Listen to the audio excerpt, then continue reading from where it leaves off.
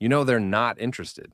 Your friends have told you 100 times, but somehow the less they text back, the more you think about them. The more unbothered they seem, the more you want their attention. And the worst part, you know exactly what's happening, and you still can't stop. So what is actually going on? Is something wrong with you? No. Your brain is just running a program. It doesn't know how to turn off. Let's talk about dopamine because most people think dopamine is the feel-good chemical. And it is. But that's not the whole story. Dopamine isn't actually released when you get something good. It's released when you think you might. It's the chemical of anticipation, of possibility, of what if.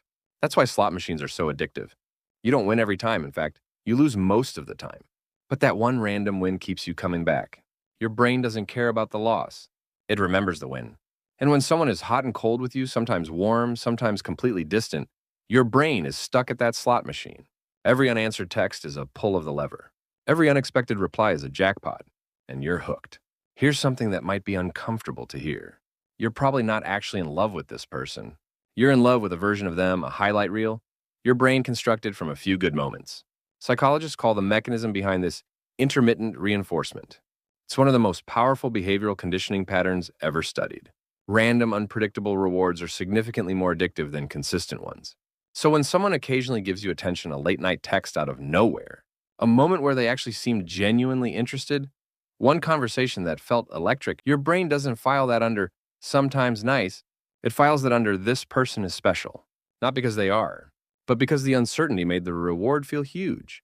You're not chasing them. You're chasing that feeling. And that's a very different problem. There's a psychological concept called reactance.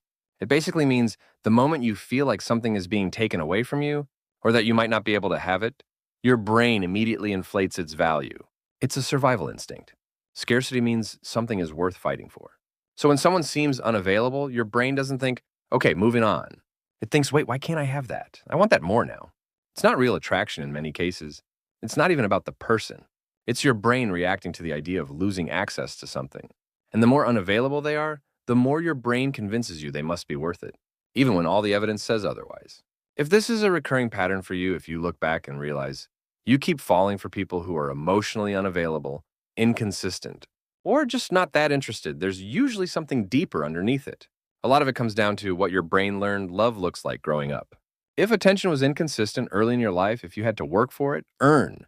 Yet wonder if it was coming. Your brain wired itself to associate love with longing, with uncertainty, with the chase. So when someone consistent and available shows up, it doesn't feel exciting.